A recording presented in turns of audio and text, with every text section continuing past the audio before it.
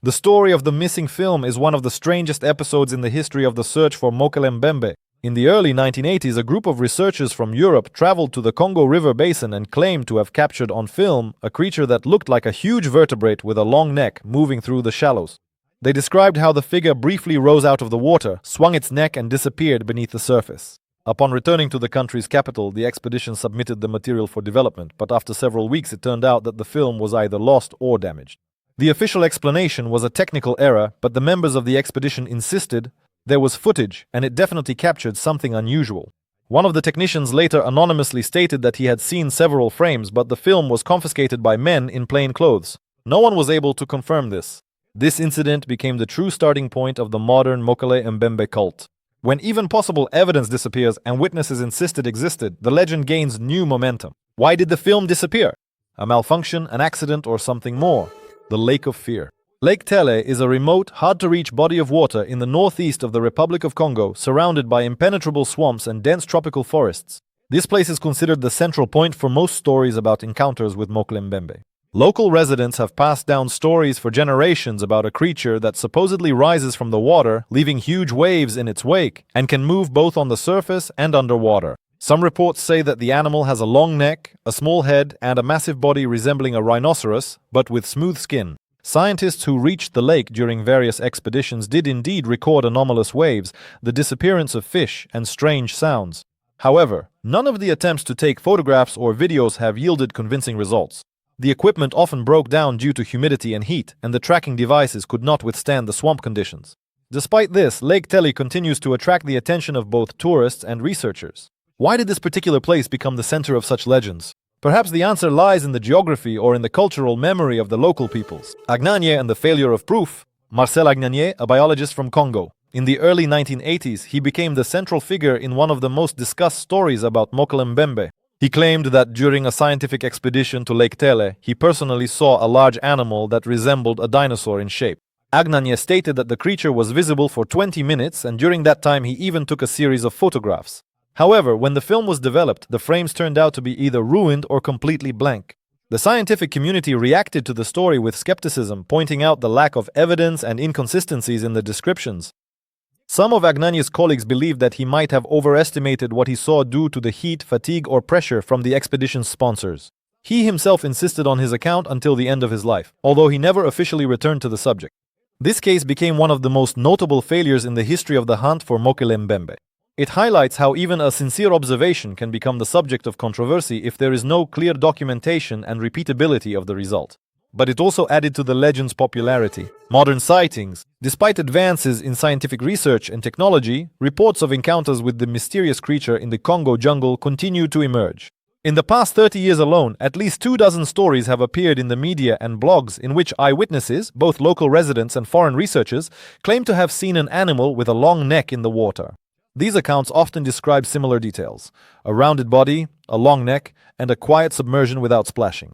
In one of the most recent reports made in the mid-2000s, a tourist from France claimed to have seen a figure resembling a giant monitor lizard with a 5-foot-long neck disappearing into the swamp. The video, shot on a phone, turned out to be too blurry for analysis. Stories like these flare up in the media, spark interest, but then quickly fade away without confirmation. Scientists explain this phenomenon as a combination of cultural expectations, sensationalism, and psychological factors. However, it is interesting that with each passing decade, the number of reports increases, specifically in areas where active deforestation is taking place. Could this be related to animals moving out of their usual habitats? Errors in perception. The human brain tends to fill in images, especially in stressful or unfamiliar situations. Jungle, mist, the movement of water, all create the perfect environment for visual illusions. Many biologists and researchers are convinced that a significant portion of reports about Mokele-Mbembe are the result of perceptual errors. A hippopotamus in the water, seen from a certain angle, can appear to be a creature with a protruding neck and a round head. Huge monitor lizards, boas, even crocodiles in motion can be interpreted as something prehistoric, especially if the observer is already familiar with the legend. The brain itself interprets fragmented details in favor of a familiar image. In conditions where the water is murky, the lighting is poor, and distance is hard to judge, it's easy to mistake a 10-foot reptile for a 30-foot monster. Rumors also play a significant role. If people in the region talk about a creature, every strange noise or splash takes on a mythological significance. This doesn't mean that all these cases are made up, but psychological and physical distortions can explain a large number of sightings, especially when there is no clear visual evidence. The Congolese legend. Legends about a mysterious creature, which later became known as Mokele-Mbembe, have deep roots in the history of the peoples of the Congo Basin. Long before the arrival of Europeans, the Bantu tribes and Pygmies passed down stories about a creature that lives in rivers and lakes, possesses immense strength, and can overturn canoes. These stories were part of the local oral tradition, used as both a warning and an explanation for dangerous natural phenomena. In some versions, the creature was described as a water spirit, while in others as a real animal that one should avoid being seen by. Interestingly, the description includes details such as a long neck, a thick body, and the ability to hide underwater. Some researchers believe that these stories may be distorted memories of now extinct animals, such as ancient reptiles or large aquatic mammals. It is important to note that these stories do not mention dinosaurs directly. The association appeared later, after European researchers tried to find a zoological equivalent. Nevertheless, it is precisely the depth and persistence of these legends that have attracted the attention of cryptozoologists and made Mokele-Mbembe a symbol of a living fossil, a name that inspires fear.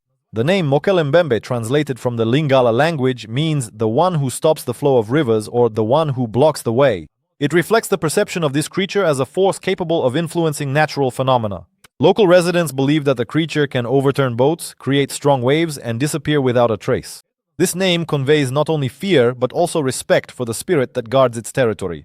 Interestingly, in other regions of the Congo Basin, the creature is known by different names, but the meaning is often similar: stopping movement, disrupting the usual order.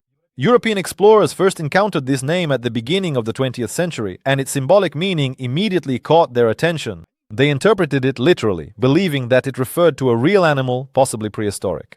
However, anthropologists emphasize that many African names are more mythological in nature, reflecting cultural perceptions of the environment rather than specific creatures. Nevertheless, it was this very name that became the banner of the legend, recurring in articles, books, and expedition reports.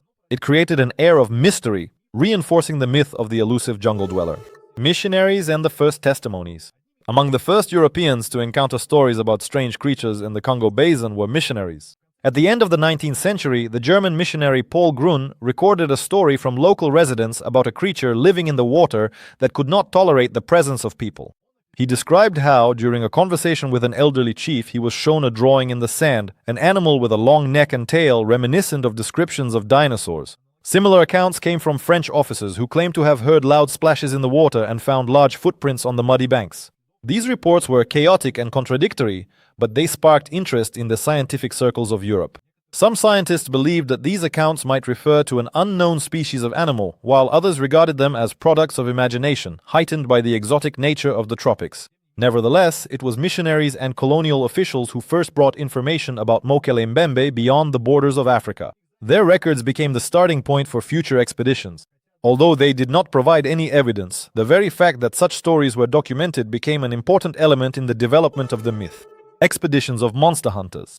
Among the researchers who set out in search of Mokele-Mbembe, Roy Mackal, an American biologist and former university professor, stands out in particular. In the early 1980s, he spent several months in the jungles of the Republic of Congo collecting stories from local residents, exploring the banks of rivers and lakes, and setting up audio recording equipment. In his reports, he described strange sounds, discoveries of tracks that could have belonged to a large animal, as well as accounts of nighttime splashes in the water. Although Mackal was never able to obtain photographic evidence, his work sparked a wave of interest and led to new expeditions. Among them was a group of British researchers, including William Gibbons, who made several trips in the 1990s. Their goal was twofold: to find evidence of the mysterious animal's existence and to use it as an argument against the theory of evolution. These expeditions faced numerous difficulties, from tropical diseases to locals refusing to accompany the researchers into the cursed zones. Nevertheless, the enthusiasm of the monster hunters did not fade. Although the results were limited to interviews and unclear photographs, each new expedition added weight to the myth. Creationists and the debate with science. The story of Mokele-Mbembe unexpectedly became entangled in the ideological struggle between science and creationists.